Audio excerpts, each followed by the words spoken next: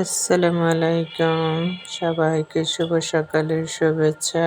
কি অবস্থা আপনাদের সবার? সবাই কেমন আছেন? আশা করি সবাই ভালো আছেন। ঈদের আনন্দ এখনো সবার মাঝে ছড়িয়ে আছে, তাই না?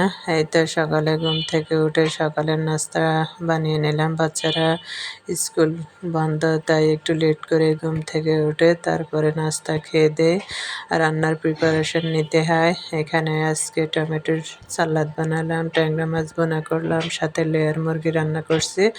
আর এই তো ভাতের পাতিল নিয়ে আসলাম টেবিলের উপরে।